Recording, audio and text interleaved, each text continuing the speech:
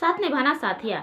गोपी hospital से discharge होकर जब घर पे आ जाती है तो सब लोग उसका बहुत ज़्यादा ख्याल रख रहे होते हैं और कोकिला जी राशि से खाना बनाने के लिए कहती हैं तो राशि को बहुत ज़्यादा बुरा लग जाता है, क्योंकि उसे ऐसा लगता है कि सब लोग तो गोपी की सेवा में लगे और उसे घर का सारा काम करवा रहे हैं। इसीलिए वो गुस्से में किचन में जाकर खाना बना रही होती है और वो अपनी माँ को फ़ोन भी करती है और कहती है कि देखो मेरा तो नौकरानियों वाला हाल हो गया है, अब मैं क्या करूँ, मुझे कुछ भी समझ में नहीं आ रहा है। तो उसकी माँ उसे आइडिया देती है और कहती है कि देख तू ऐसा कर कि तू सबको ये जताने की कोशिश कर कि तू भी बच्चे के लिए कोशिश कर रही है लेकिन तू कंसीव नहीं कर पा रही है और तू भी प्रेग्नेंट होना चाहती है, जिससे सब लोग तेरे पर दया करेंगे। तो राशि कहती है कि हाँ ठीक है, ये आइडिया अच्छा है।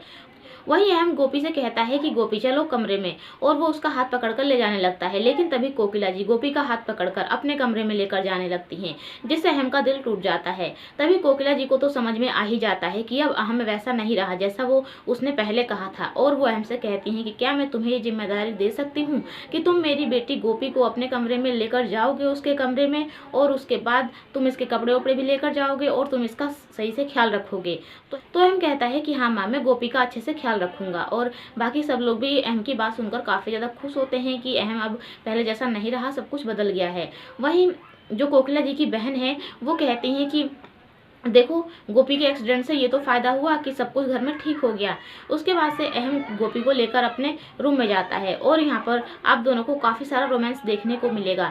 जो अहम है वो गोपी को छत पर लेकर जाता है अपनी गोद में उठाकर, और वहाँ पर वो उसे प्रपोज भी करता है और कहता है कि गोपी आई लव यू, और गोपी से भी कहता है कि गोपी तुम भी अपने दिल की बात कहो। लेकिन गोपी अपने दिल की बात नहीं कहती है और शर्मा कर वहाँ से अपने कमरे में आ जाती है। अब कमरे में आने के बाद अहम फिर से उससे कहता है कि गोपी जो मैंने तुमसे छत पे कहा उसका जवाब दो।